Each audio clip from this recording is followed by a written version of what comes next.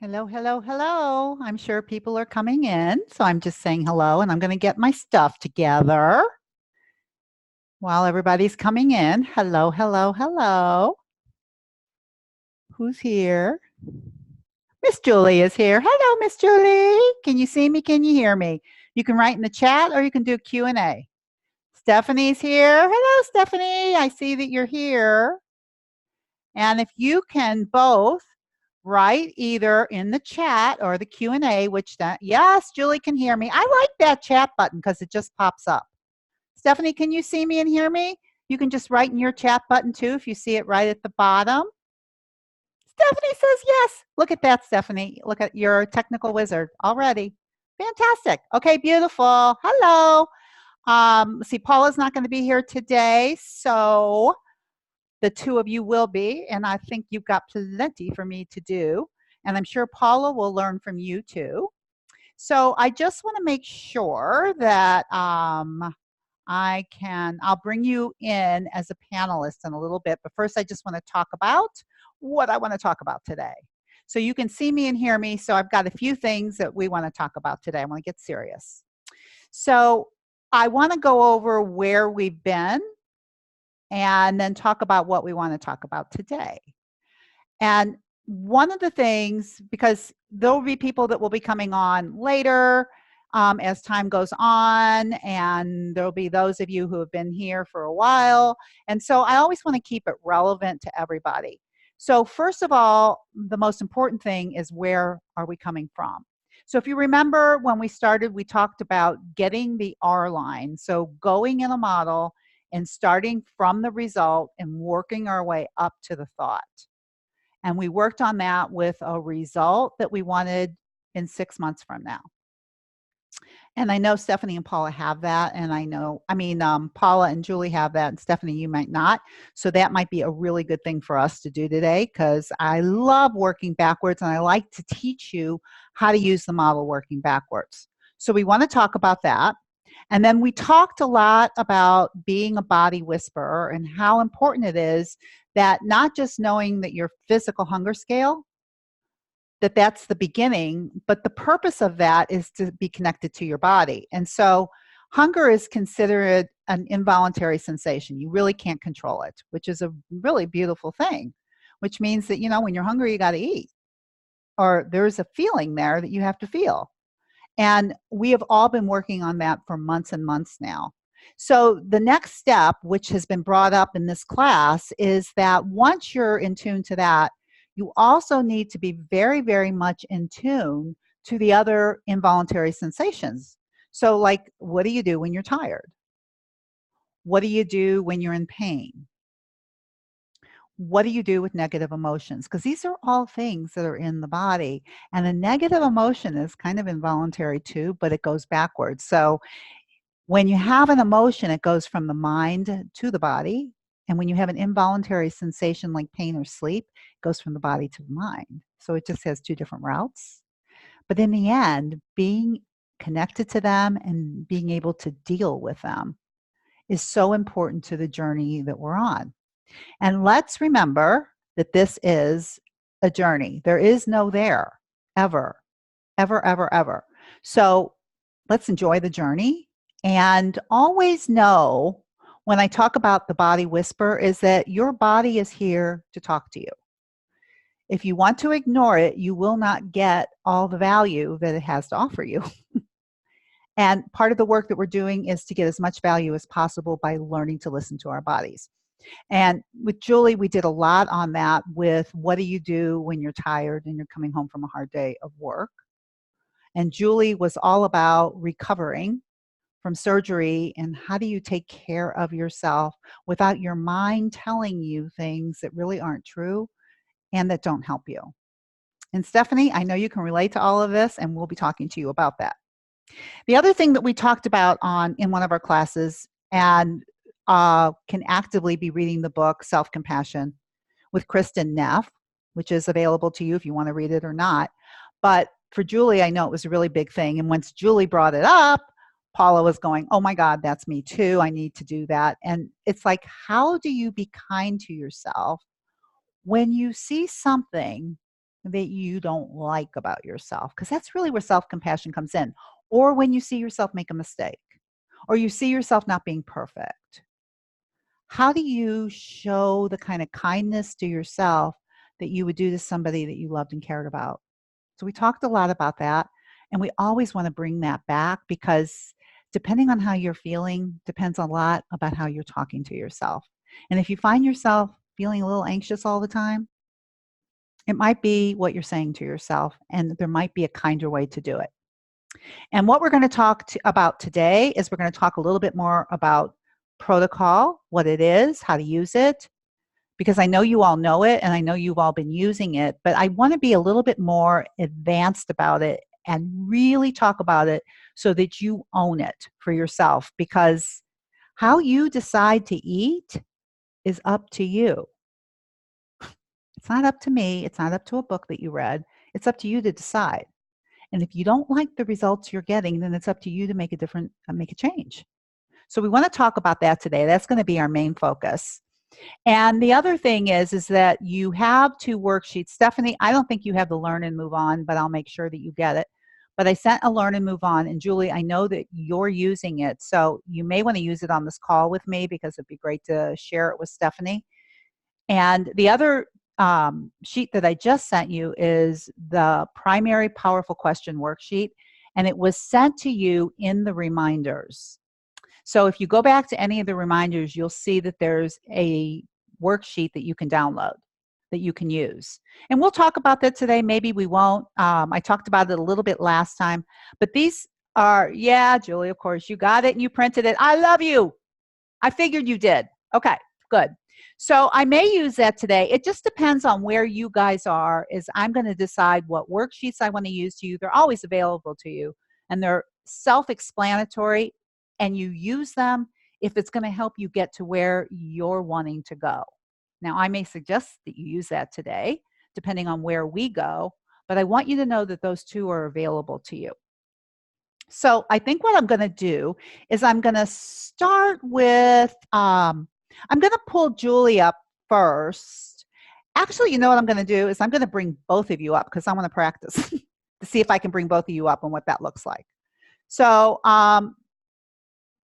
Julie, I'm going to start with you. I'm going to allow you to talk. Yes, you can talk. And now I'm going to bring you up to panelist. And there's going to be a place, I can't remember where. Yeah, you won't be able to show yourself until I let you. And I can't remember how to do that. Where is that?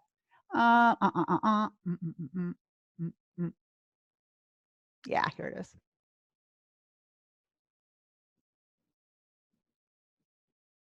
No.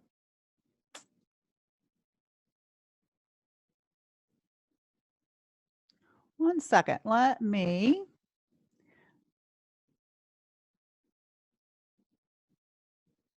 Make host.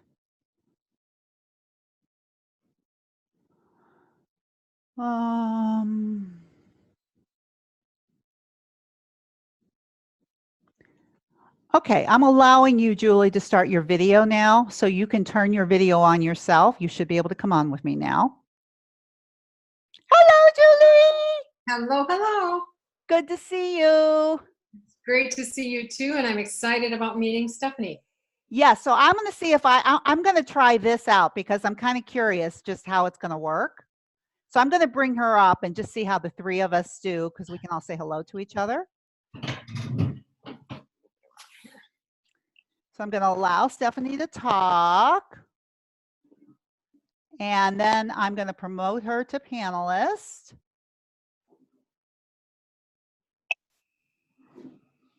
And I'm going to ask her to start her video. Can you start your video, Stephanie? Yes. There she is. Hi. Oh my God, it's the first time I've ever seen you. Hello, beautiful. How you doing? Good. I can hear you good. And you know what? I can see like your face about up to here. Better. That's good. Better? No, it's gorgeous. That's good. Okay, so now I see all 3 of you and you see me. So tell me, Julie, what you see when you're looking at your video. So on the top left, I see you. On the top right, I see myself. On the bottom, I see Stephanie. Hi, Okay. Julie. And who's got a big picture of them? Are you seeing a big picture of yourself too, or just the three of you? We're all equal size. Okay, so the way I'm seeing it is a little different. Bigger, but we're equal. Okay, so that's good. Yeah? Yeah? Okay. All right. So this is the way I think I'm going to start the calls now, is bringing everybody on a little bit to begin with and just kind of chat a little bit about how our week has been. And I want to introduce Stephanie a little bit. Unfortunately, Paula's not here. She would love this format. I just know it because she likes to talk and likes to see everybody. So Paula, you're going to love it. Okay. So Stephanie, my darling. Hi. This is your first time here. Yes, now I can only see you, Dr. Deb. I can't see Julie. Oh. Oh, and I'm little tiny in the corner, Oh. which is fine, but I can see your board. Well, that's good. What do you see now? Same. Just you and the board and a little picture of me in the bottom. Okay. Well, this is going to be a new thing for me to learn. Because Julie, you can hear everything, right? And you can see her. Mm-hmm. But when you're talking, Stephanie, you see me and you don't see Julie? I don't see Julie at all. Yeah. All right. Okay, well, I'm just going to let it be. Julie, if you talk, just tell me, Stephanie, when Julie talks, if you can hear her. Okay. So can she hear me now? Now I see Julie and I hear her, but when she doesn't talk, she goes away. Okay, so that's perfect, because the only thing is like when we're conversing, that's when I want you guys to see each other. If somebody's not talking, it really doesn't matter, unless you just like to look at her while you're talking. Okay. That's fine with me. But you can look at me while you're talking, right? Yeah. Okay, beautiful. Well, that's who you need to be looking at. Okay. You look good, Dr. Deb. Thank you, my darling. Okay, so tell me and tell Julie and tell Paula a little bit, because we could make this an hour call, but a little bit about what you're hoping to get here, because I think what I'm going to do with you is start with your result first for Okay. you, because everybody else has done that, and I think it's going to be important to you, and then I'll get to some of your models. Okay. But maybe just a little bit about why you're here, where you've come from, like 5 minutes. Good luck. Yeah. So I heard your podcast and I heard so many people having results. And I was at a point where I didn't know if I was going to ever be able to make this happen, because I was a Weight Watcher, lose it, gain it, lose it, gain it. And I thought I'd do the 30-minute call, and I liked what I heard, and we worked together. But I feel like with this, I really wanted to solidify these things I've learned, because they still feel kind of fresh to me. And like you can tell by the model that I sent you, 2 of them I couldn't even finish, that I definitely have a lot of work to do. But I think that for me, the biggest thing is I haven't lost that much weight. I've only lost 11 pounds. But don't you love it, Julie, when people say all this about the only? Because remember when Paula was? Paula was. The next few months, you'll be talking differently. Oh, that's good. That's because I know that I need to talk differently. I know I need to see it differently than that, because the point is, since I've lost 11 pounds, it's actually working. So and I know I'm not going to stop. So as long as I keep doing what I'm doing, it's going to continue to come on. She could be on my podcast. What was that? She's coming on my podcast too. Stephanie's coming on my podcast. Yeah. Yeah. But what I loved about the program that we, our initial 6 months, and then we had some time after that, I just love where my mind is at. My mind is 100% different than it was when we started. And that's what I can attest to that. So yeah, that's a success, and the rest will come. And for you, and when you say 6 months, it was really 12 sessions. Yeah. But it was during the holidays and then vacations and then whatever. It was a longer period of time, which probably was a blessing for you. But the thing about you, Stephanie, Paula, that I want you to see is really during our initial program, you didn't lose any weight. No. Right. And you were so excited about your transformation anyway.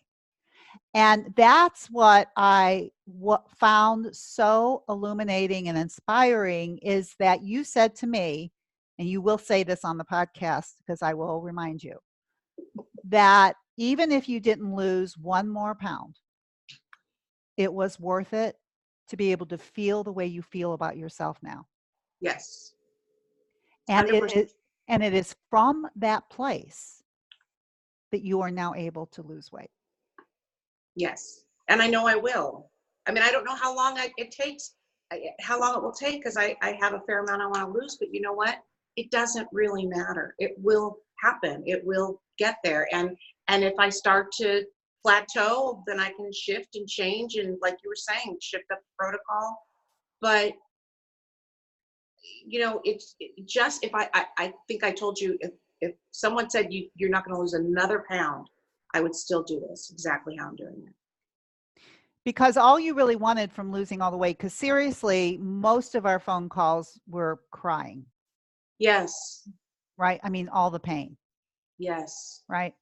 And letting go of all of the thoughts Yes. that were causing all of the pain. And letting go of all of that is created so much peace for you that you realized it wasn't the weight to begin with that was causing you all the pain. Yes. If And the weight was the result. the weight was the result. And I know that the more I lose, the better I'll feel physically. Uh-huh.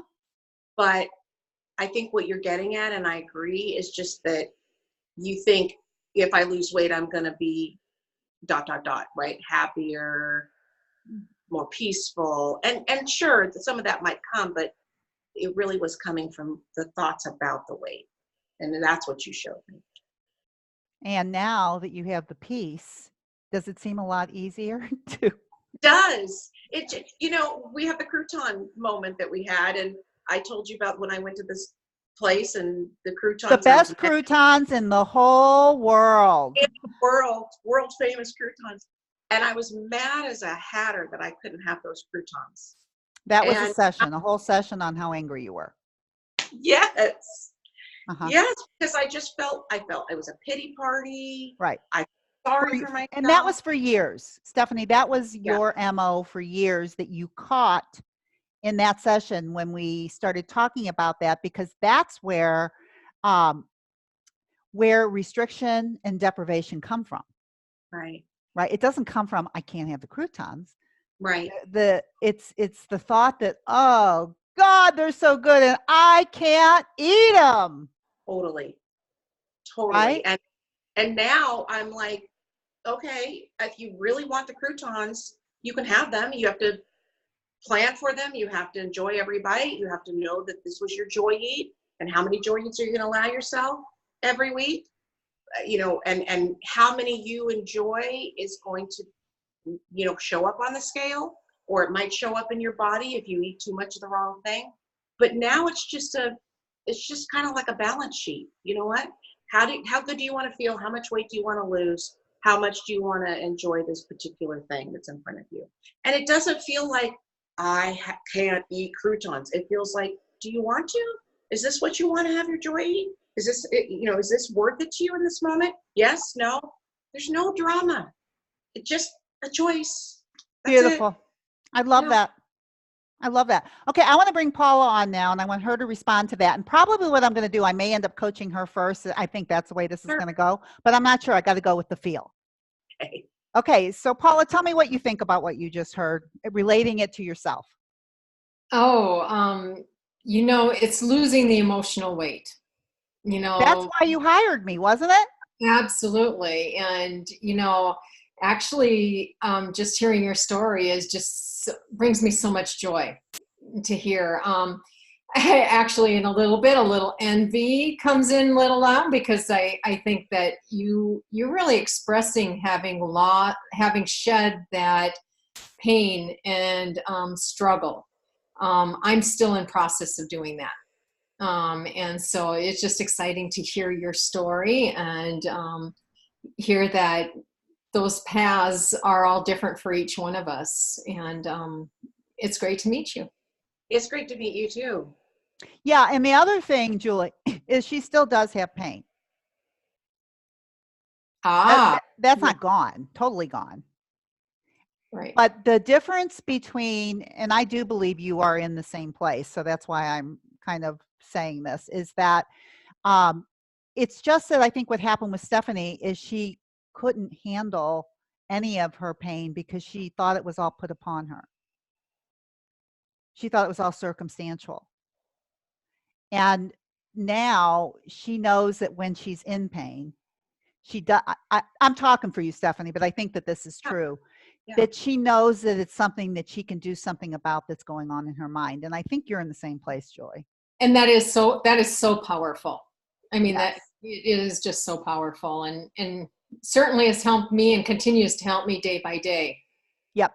Okay. So I want to talk a little bit about today and about protocol, and then I think I'm going to coach you on the urges that you sent me that you're having, and talk a little bit about protocol, and then I'll segue back over to Stephanie because I think it's more appropriate that way right now. I just Thank wanted everybody to kind of know everybody a little bit, and also to say to Stephanie, because I don't know, Stephanie, if you heard Julie's podcast with me. Oh, I don't know. Okay, I'm going to make sure that you hear it. But basically, she lost 100 pounds and then she hired me. Wow. And it's like she lost the weight, but she had so much emotional stuff going on with the weight loss that she knew that the only way that she could keep the 100 pounds off was if she got her mind lined up into what she calls thinner peace. Wow. Okay. I'd love to hear that podcast. Oh yeah, it's good. Everybody's got to listen to everybody's podcast. I'll make sure everybody has their numbers so you can listen to it, especially as you get to know each other. But did I say that right, Julie? Absolutely. Okay. All right. So Julie, come on back on for me. Bye, Stephanie. Come on, Julie. I'm here. Okay. So here you go. So first of all, when we talk about protocol, the definition of it is a food plan you create based on getting the results that you desire. So you can do anything you want. Yeah. You just got to be able to get what you want. And so there doesn't have to be any drama about it. There just has to be, does it give you what you want or not? And what is it specifically, which is what I'm going to ask you next when I go through this, is number one, over the weeks that we've been working, are you doing what got you to where you were when we finished our program? Question number one. No, I am not. Okay. And that's exactly what came up with Paula last week. Mm-hmm. And I haven't asked Stephanie yet, but I would say that huge percentage of people that I talk to, after they finish my program, they stop doing some of the things that got them where they wanted to be. So why aren't you? What aren't you doing? What am I? I'm giving in to urges more often. Okay. But you're keeping your food journals, you're keeping your mind body chart. Absolutely. So you're giving into more urges. Okay. So you're not doing what you used to be doing so here's the thing. I think that is just the journey. I think you are doing exactly the same thing. If you're noticing them, are you noticing when you have the urges? Yes, I am. And I'm writing it down, learning and moving on. Okay. So I'm having less over. It's reduction. Each time I'm eating less, each time I'm stopping sooner. So I feel like I'm making some progress. Okay. So this is how I would rewrite what you just said, is you are doing more than what you were doing. I love that thought. Do you understand why I said that? Absolutely. Mm-hmm. I absolutely. You just think that having more urges means you're doing something that you weren't doing before. But more urges, they come and go. Sometimes you have more, sometimes you have less. Urges are urges.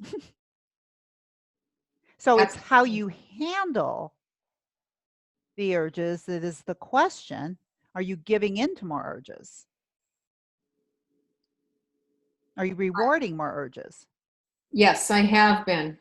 More so. Correct. Okay. So that doesn't mean you're doing anything wrong or that you're not doing what you used to do either. It's just a different part of the journey if you're still noticing and you're writing it down. I am. Right. So the only And thing that's happening is that sometimes it's like this and sometimes it's like that.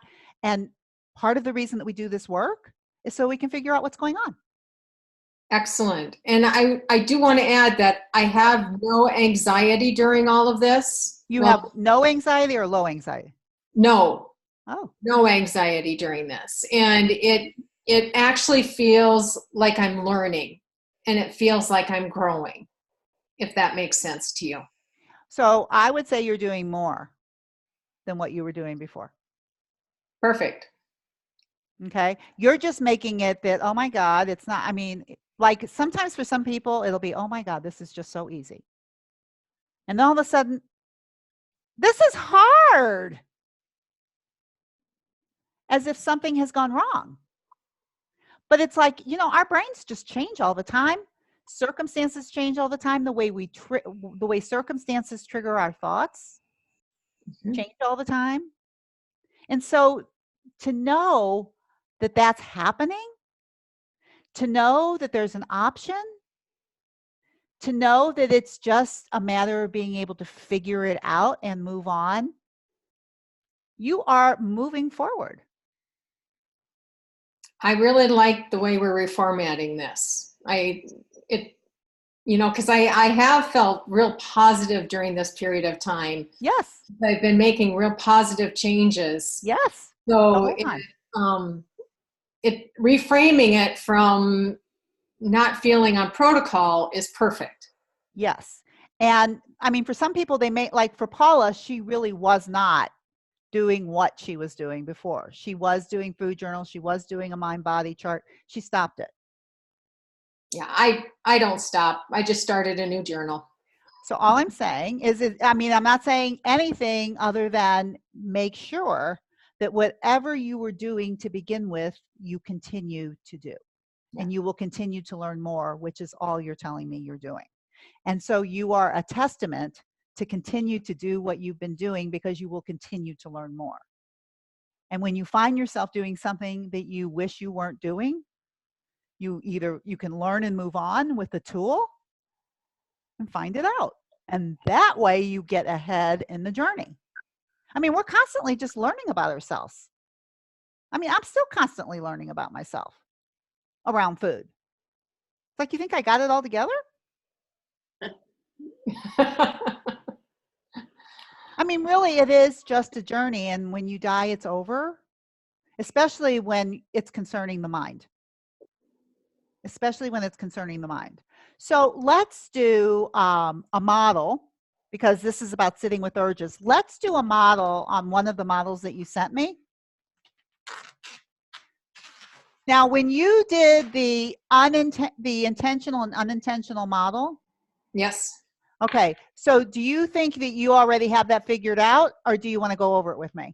Yes, I do have it figured out. And I've got Joy Post-it notes on my computer and Joy Post-it notes on my planner. Okay, so what would you like help with me right now in terms of coaching, if anything? I think it's actually, how do I do that switch where I'm sitting with the urge?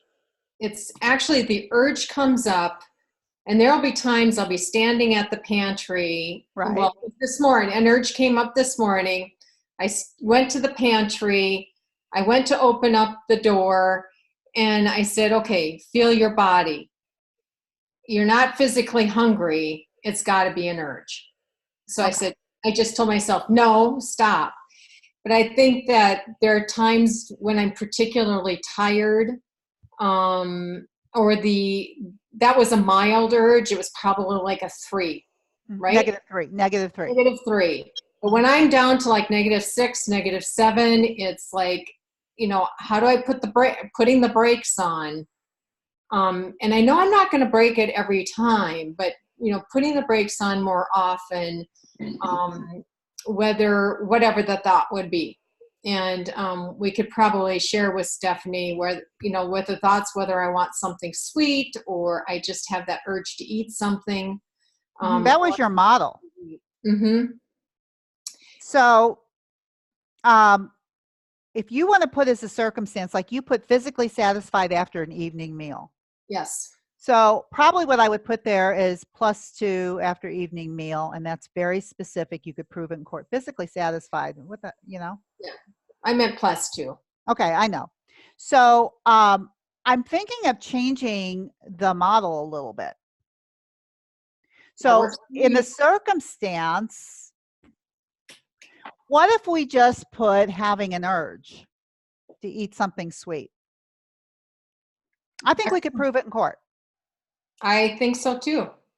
because I'm curious what you think about that.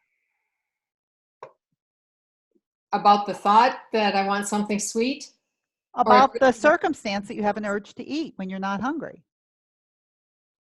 Well, that is, I like it as a circumstance. Could you prove it in court? Yeah, because you have it in your food journal. It's my mind. It's in your food journal. Yeah. I've got it in your food journal right now. So I'm taking it out of your food journal and I'm making it a C. Yep. We're doing Okay. advanced modeling right now. I love it. Because I think this is your problem. I think it's my current struggle. Okay, so I'm going to look at it as a circumstance. We can always go back and do it a different way. But I'm going to look at it as a circumstance to see what you think about it.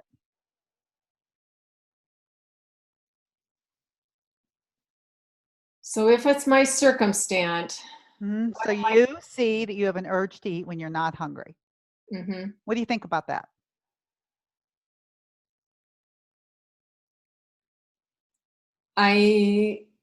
Wow. I think that I'm having thoughts that are creating the urges. I think that when I'm going to talk out loud just to try to process it. When I have an urge to eat, that I want to react to it. What do you think that you have that urge? You're in the pantry, you know you have an urge. What do you think about that?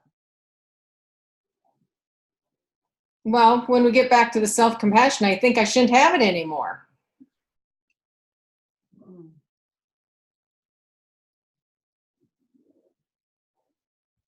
I should have solved this. There you go. That's why I did it like this. How does that make you feel when you shouldn't have this anymore? Disappointed. How disappointed? -8. Huh? Let's go -8. Really strong. That's what I thought. Okay, so what do you do when you have this urge and you tell yourself what WTF, right? Correct. And you're really disappointed. What do you do? I frequently give in to the urge. Do you? Or I beat myself up.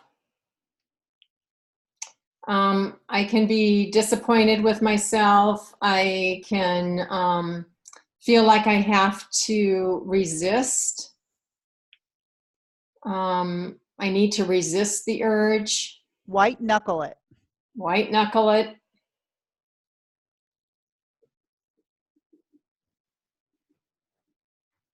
Let's see, anything else? Because we can have multiple actions in this one. I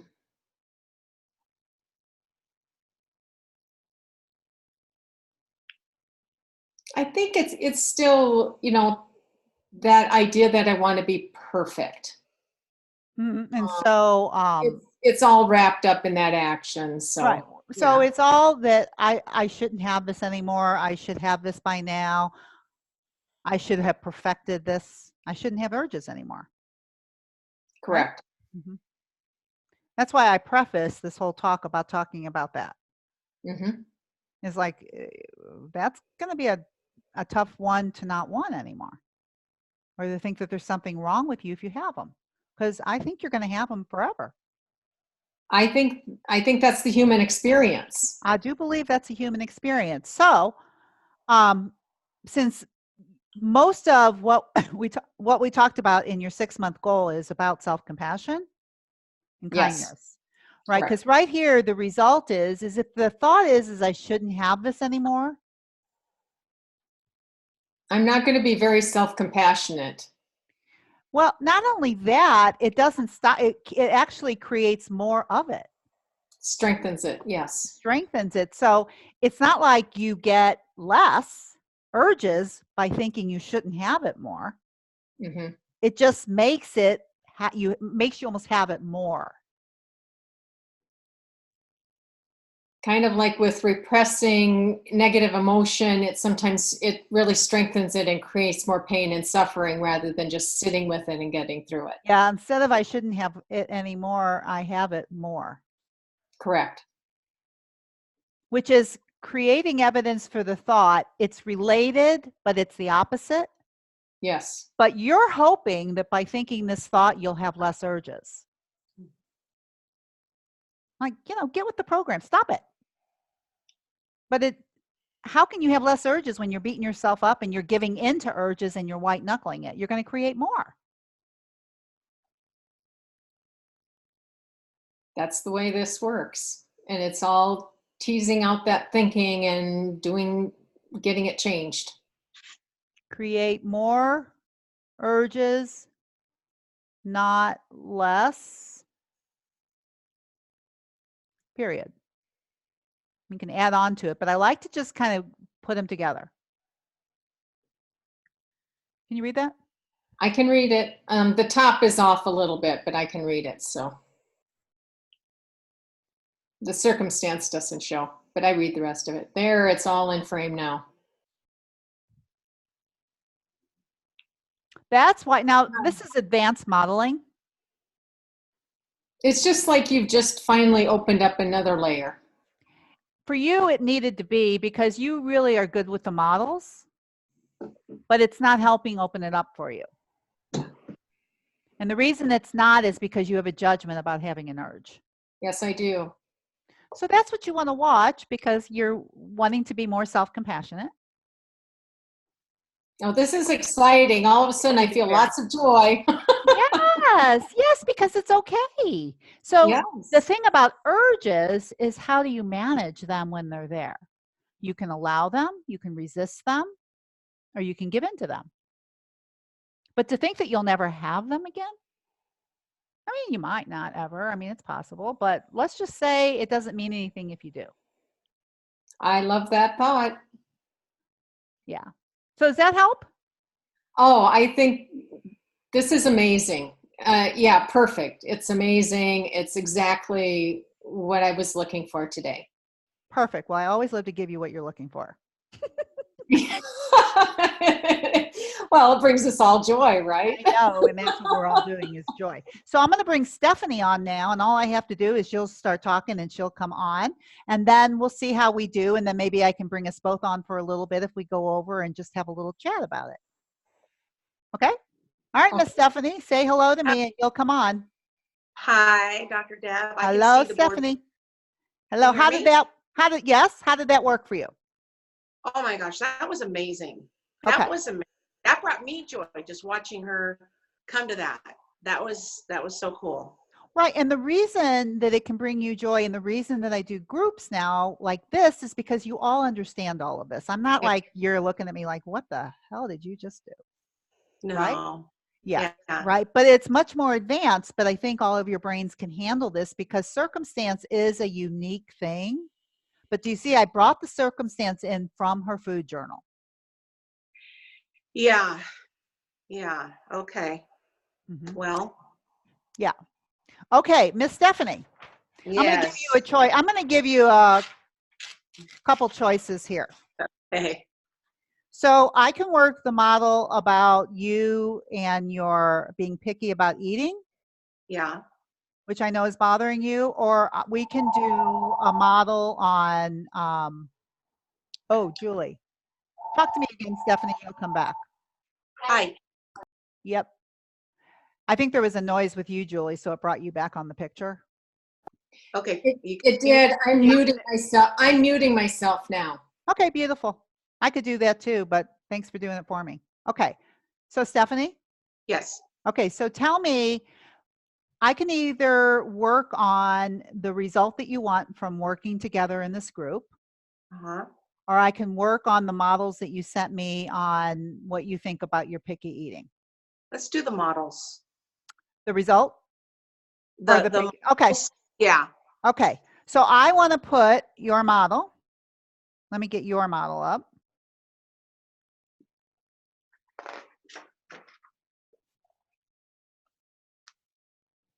Okay, I'm going to put one model up here. Okay.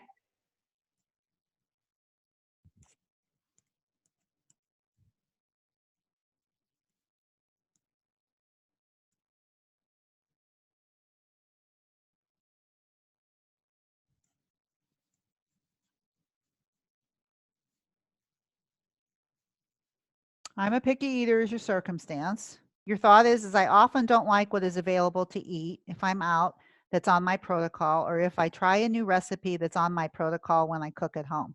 That's a really long thought. But the first thing that I'm going to point out before I move on is circumstantially, how is this a circumstance? Well, there's evidence of it in my food journal. Okay, but that is because I don't know that I would think that. Well, if you drop down to the action, I feel like that's definitely borne out on the food journal, if that makes sense. Yeah, but your action's going to come from your thought and your feeling about the circumstance. Mm, So okay. I did a very advanced model way before with her, but with you, thinking the circumstance, I'm a picky eater, you can't prove that in court because there may be somebody that's only eats broccoli and chicken and they think everything's just great. Mm-hmm. And there may be somebody else that eats everything except squid and they say they're picky. Mm-hmm. So it's Oh. your thought about yourself, about food. Okay. So the circumstance can be your protocol, what you're eating. Oh, I got you. Okay, so then the circumstance could be I eat a limited diet. You could say it's a protocol and that you choose and whatever the definition is of a protocol, which is the food that you're choosing, staying on protocol. Could I put in the circumstance that I would just put food. What do you think of food? Okay, let's try that. That's really simple. It's really simple. And I think because, we've done this before, so I want to see where we're at with it now. Okay. So if we put C and we just put food in general, Mm-hmm. and your thought is I'm a picky eater. I would put the I'm a picky eater in the T line. I think that makes a lot of sense.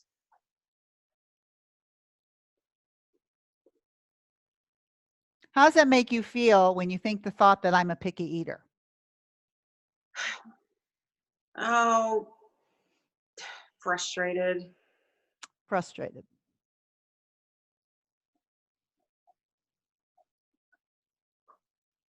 How frustrated from a -10 to a 0? I would say like a -7.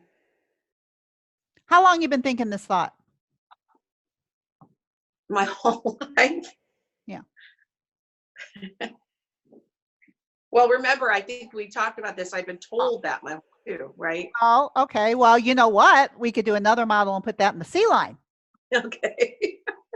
Which would be really interesting too. Yeah. Okay. But for now, you're really frustrated when you think that you're a picky eater about food. Mm-hmm. Boy, I wish I had one of these old models from when we worked them, because I think we did a pretty good intentional model off of that you used for a long time. And I think it's worn off. So, Well, okay. What? I feel like I'm in a better place than I was. Oh, I'm not doubting that. I'm just saying the old thought is coming back. I don't think that thought was there. I didn't coach you on this for a long time. This is like an old thought that's come back. Yeah. Which is what old thoughts do, is they come back when you least expect them. Yeah. Yeah. So just because you think this thought, Mhm. Doesn't mean you have to believe it. Okay. Remember that. Remember that. But right now you're believing it so much that it's frustrating you at a -7, Yeah. right? And why do you think you're so frustrated by that thought? Because I'm self-limiting my food choices and eating the same things over and over again. And I get really bored. And one of the things is I've been trying to do the intermittent fasting, Mm-hmm. and I really would like to close down the kitchen at like 8 o'clock and Uh-huh. be done. And then I don't eat the next day until like noon. Uh-huh.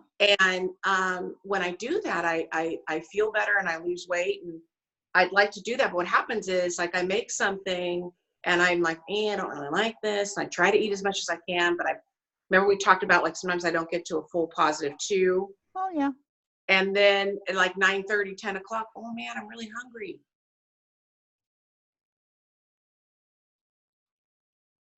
Yeah,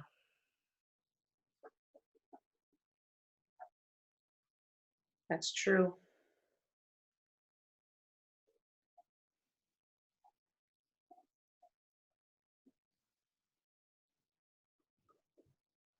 Result is I don't lose weight as fast as I think I could.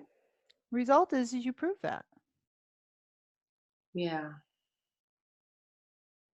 And because you're such a picky eater, you just can't eat all your food, poor thing. I mean, it's because you're a picky eater. That feels real to me. Yeah. I mean, you've been thinking it your whole life. Yeah. And before you were thinking it, somebody taught you how to think it. And your little brain just has like a super highway around it. Yeah. Well, they tried really hard to get me to eat more stuff and I just wouldn't when I was little. Well, who the hell wants to when people are forcing food down your throat? Yeah. Oh yeah. You have to eat this. Yeah, I'd hide the peas under the potatoes So and fun. Okay. So like, how old were you? little, really little. A little. I mean, I remember them telling me that when I was just maybe 3 or 4, I would just eat like 3 things. Mhm. That's Do you all eat I more would eat. than do you eat more than 3 things now? Way more. And I never, for the longest time, like when I didn't have a weight problem, I never ate vegetables. Seriously, like I just I know. didn't. Do you eat vegetables now? I do. Oh. Well, why do you want to think you're a picky eater still? Out of all the things that you can think about yourself about food and eating, why do you want to think that? Because of the action that it's giving you, and the result is you get to prove that you're picky. Why would you want to keep choosing that? Because you want to, as soon as you do, you realize you have to create evidence for it. Yeah.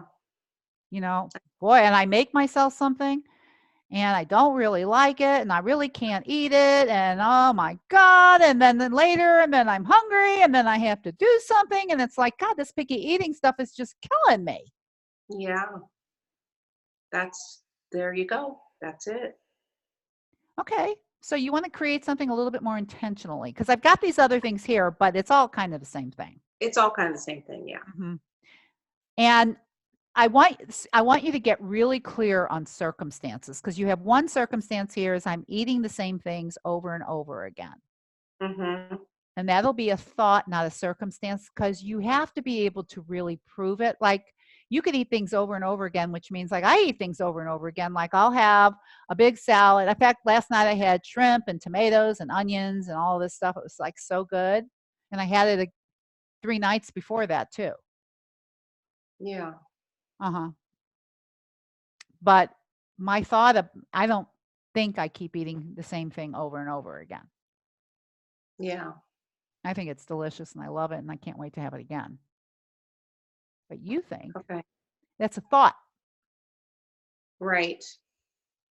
I'm eating the Okay. same things over and over again. You're really just talking about food again. Yeah.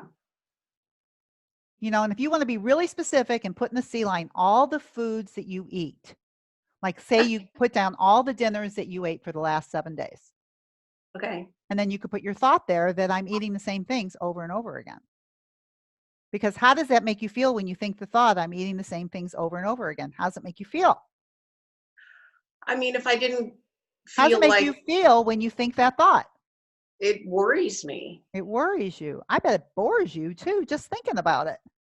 Yeah, mostly it worries me like, oh my gosh, am I gonna like peter out on this whole thing because I'm gonna be so bored? Lovely. So it's like another terrible thought. It's not a circumstance. Okay. The other circumstance you put is I hate to cook. Yeah. That's not a circumstance. Not? That's called a thought. Okay. Do you Okay. cook? I cook all the time. Okay, you cook all the time. So cooking is the circumstance. Okay. The thought is I hate to cook. Oh, I see. Okay. And then That you makes can work at that. But all of these thoughts are going to limit you on how you see your own protocol. yes. So they're terrible thoughts. So No. I'm so glad you put them all down for you to see and why it's bothering you so much. Yeah. It's not the circumstance that's bothering you, food in general, protocol in general, because I know you're eating a lot more than a lot more different foods than you used to eat. I know that. Oh yeah. And you every now and then you'll send me an email and go, what do you think about this? Can I eat this? You're always looking, Yeah. It's true. right? So why do you want to keep, why do you want to keep putting that thought on yourself? Because it's Uh, limiting. I know. Well, I mean, okay, so here's what happens. We do a lot of like chicken or sometimes a little bit of steak, and then we do some veg. And I try not to do rice and potatoes. That's kind of more, I look at that more like a treat. So we'll do like a protein and veggies. That's what we eat. That's what I Most, eat too. okay. Okay. So a salad with some steak in it or whatever it is. Okay. But it's just like, it's like, oh, here we go again. Grilled chicken breast and some darn salad and lottie whoop de da, and I get kind of like this, like, I don't know, bratty. It's like a little bratty. And it's weird though, because like I used to think, remember when we had the conversation about, oh, I'm a carb girl, and you're like, well, how does that thought serve You're a you? what girl? A carb girl, a Yeah. carbohydrate. Uh-huh. And I really thought with it, like Julie was talking about how she stood in the pantry and she was like, just really like kind of, connecting into her body. Yeah. And when I get these like bratty thoughts where I'm like, oh, chicken breast and salad again, I really try to stop and go, okay, well, hang on. Honestly, Stephanie, think about it for a second. What do you want? Like if you could have whatever you want, what do you want? And sometimes I think, oh, I want pasta, I want bread, I want this, I want that. But honestly, when I've allowed myself those things, I'm like, this is not that big a deal. I mean, okay, so you had your joy eat and you had some nice garlic bread with your dinner or whatever. It's not the big party I think it's going to be. Mm-hmm. So I don't know. I don't understand. Like I feel so stuck in this thought process. Well, it's just that you've had the thought for a long time about being picky, and it frustrates you around food.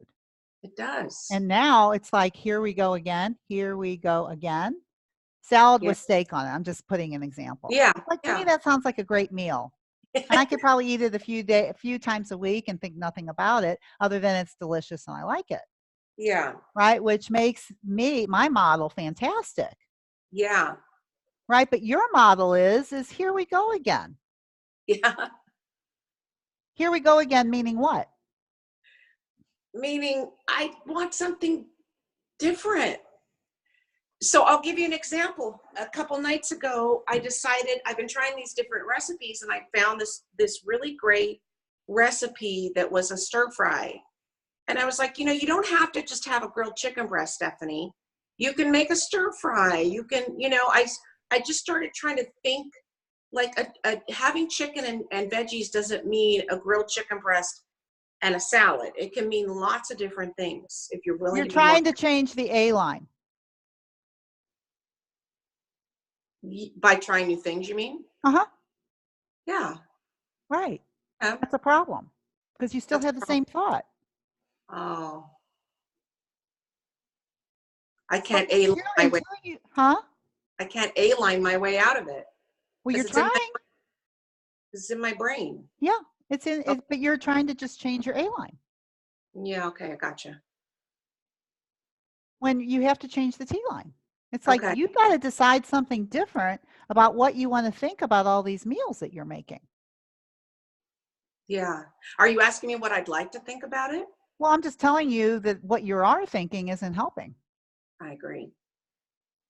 So yeah, I think we should at least lather the thought because you love it so much. I'm not going to take it away from you because it's going to be hard to take it away. I mean, Oh, you know, you want to prove it left and right. Yeah, because um, the work that you've done that I've seen you do is because that thought went more in the background and you chose something else about what you really wanted. Like if all you want are exciting meals, for what?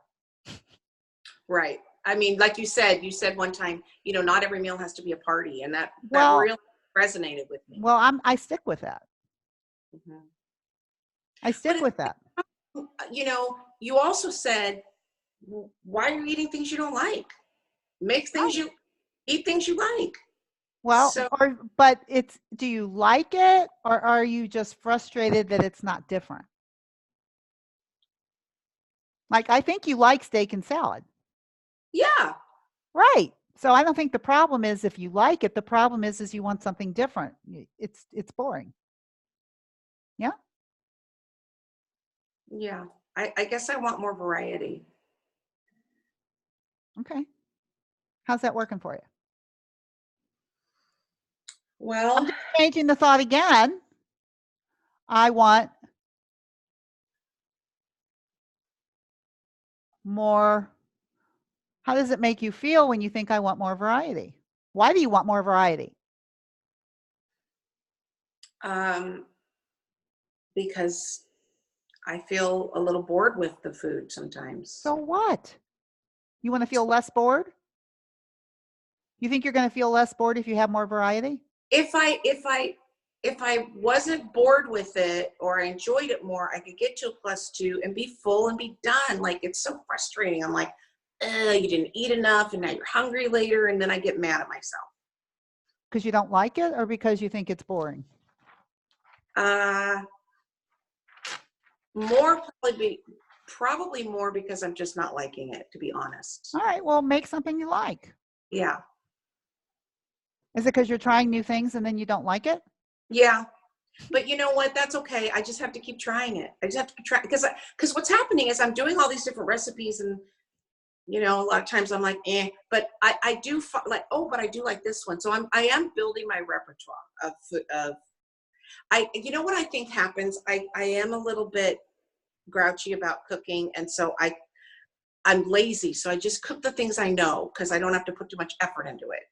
And then that's why I But just when you cook the things that you know, do you like what you cook?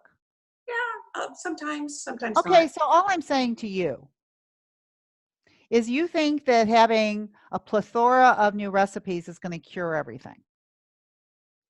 That's me trying to change the action line again. Mm-hmm. Yeah. And I And need like, to, if you want to try, I mean, you're trying new recipes anyway, right? I am. Right. So would you like to come from a more positive Yes. feeling and Yes. a different thought so that even if it doesn't turn out, it's okay. And that Yes. you can still eat and you can still bring yourself to a +2. And if every meal, I mean, I'm not saying eat stuff you don't like, Right. but I'm saying if you make something and you don't like it, can't you eat something else? Yeah. And then I end up kind of eating things that are kind of like my backup, Why can't you eat a backup? Why can't you have a backup ready then? I do. I do. Then what's the problem? It's just because it's just like, oh my gosh, it's like just keep eating the same things over and over again. Oh, we're going to go back to that thought again. So like, you know what I mean? Like my backup is like, I might have a little, cheese or nuts or salami or fruit or, Okay. and then that's To bring yourself up to a +2? actually, that's probably what I should do. Well, What happened?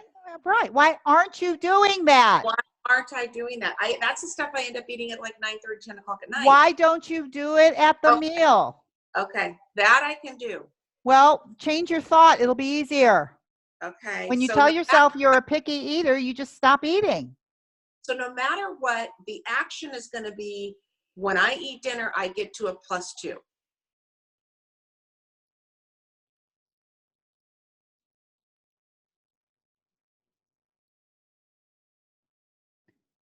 And what else when in the action line? Let's just think about this in the action line. So you eat to a +2. What else do you do in the action line? I have my backup food. I have backup food when trying a new recipe. Yes. Oh, I think that meal prep would probably be helpful too. Because if I was thinking about this, if I like did meal prep I on don't the want to get too excited with you in your A line. Okay. I don't want to get real excited about the A line. I want to put a couple things in there. Okay. Okay, so you have a backup food when trying new recipes and you eat to a +2 and you don't make it so dramatic. Okay. Yeah. What do you want to think about eating dinner? Well, that's my circumstance, right? Yeah. So the thought about eating dinner is I'm going to get full at dinner. Well, I mean, what's the purpose of eating? And what's the result that you want? I want to eat things that are on my protocol that are going to keep me healthy, help me lose weight, be good for my body, and they're going to fill me up so I'm not snacking later. Make me feel good. Make me feel good. Give me the result. result. You want to get excited. I think you just want to feel good with what you're eating physically. You know, your mind body chart, I haven't seen it in a while, but it has transformed so much in terms of the physical of how good you feel. So Absolutely. you're trying to create emotional excitement From the food. when the purpose of eating, yes, the purpose of eating is to physically maintain your body, mind, and soul, which is exactly what you're getting. Yeah. Which is probably why I got so excited about those croutons that time. It's like I put too much emphasis on the food and what it's supposed to mean. Okay, so what do you want to think now? We've done this before, but what do you want to think now? How do you want to feel when you have backup food if you try a new recipe, you eat to a +2 and you don't create drama? Food is more fuel than fun. Okay. Or what about I love the way my body feels when I eat well. Yeah. Do you, That's true. I I believe mean, that. it's really the way because of the way that you've changed how you're eating has changed so much for you. It has. Right? Like the purpose, like when we look at mind body chart for all of us, the reason our mind body charts are looking so good is because we're reporting how the food is affecting us. Hmm. And the way the food is affecting you, according to your mind body chart, is off the charts. Off the charts. Off the charts. So wouldn't you want to be more concerned about that than how exciting? I am. I think what is really below all of this is the fear that if I can't get past this, will I relapse? Oh, Well, that's okay. my So just stay with me here on the T line. okay. So the T line is food is for fuel and to make me healthier and feel better. I love feeling healthy when I eat the right food. Yeah. Yeah. How do you like that? I like that. How does it make you feel? It makes me feel good. It makes me feel happy, relieved.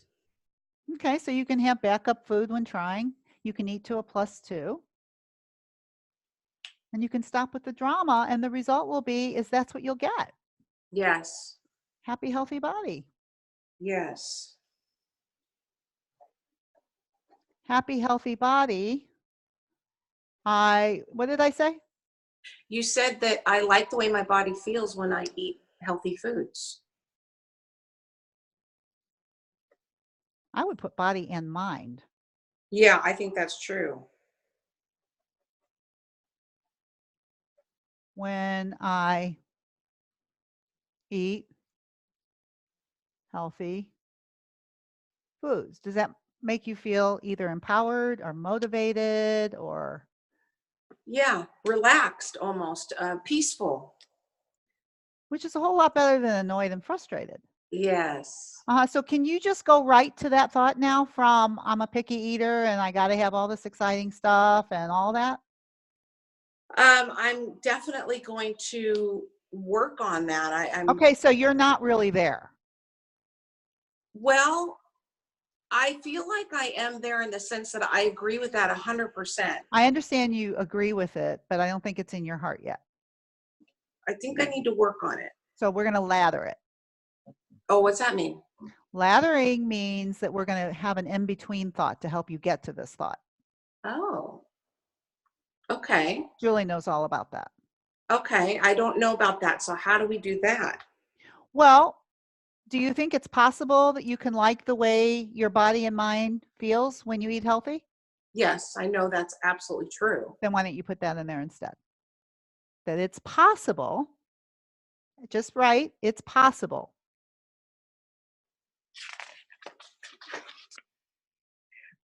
Well, I feel like it's true, not just possible. Okay, then you like the thought as it is. You can totally Yeah. buy it. Yes. Okay, you were telling me that you couldn't. Oh, I see what you're saying. Um, you know what? When I really think about it, I wonder if it's just about self-doubt. Well, you know what? We'll talk about that. That'll be some models for you to do for the next call Okay. because everybody on this call is going to have it. Okay. If that's what this is leading to, that you think that by going back to your thoughts about being picky eating, Mhm. because you weren't using those for a while, and now Mhm. you notice that they're coming back and they're scaring you. Yeah. I think that's probably true. So that's really good to know. I would still go ahead with this for now. Okay. Okay. Notice your picky eating, but also notice that when old thoughts come back, it doesn't mean that you need to make them true, and it doesn't mean that they have to scare you. You just have to be aware that they're there. Okay. And then we model it. Okay. You want to look at an unintentional model of, I'm afraid I'm going to go back, something like that, right? Yeah. Okay. So that's what you're going to work on for next. And if anybody else that's listening to this call has any of those doubts, that would be some good modeling to do for the next call. Okay. Okay? That sounds good. That sounds good. Thank you. Okay. So since I went over, do you guys care if I do like another 5 minutes? Oh, it's good for me. Okay. Paula, you want to come back? I wonder if I can put you two together. I'm good too. Okay. So what do you think about this, Paula? Just over the 5 minutes, we can have a quick chat. I mean, Julie, sorry.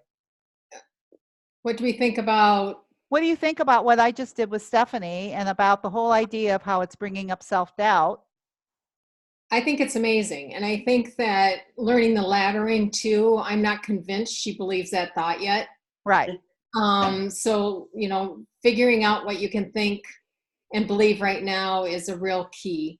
And self-doubt is an important thing because I think when we do have those behaviors and thoughts that kind of creep their way back in, I tend to get dramatic about it at times and think, oh no, Right. That's a good point. it can really overtake us rather than saying, oh no, I've got this. It's just cropping itself back up. I just need to be aware that it's happening and just zip back into what I want to do. Mm-hmm.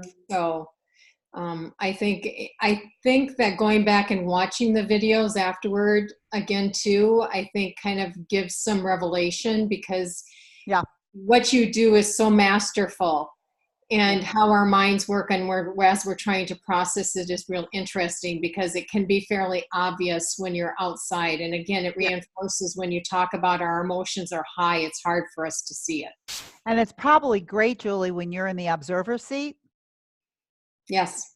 to be able to see it, as I'm sure, Stephanie, for you when you were watching me with Julie. And so that's Yeah. the beauty of group coaching, is you can see it, but when you go back and watch yourself being coached, you will become more of an observer and you'll see what I'm talking about, Mm.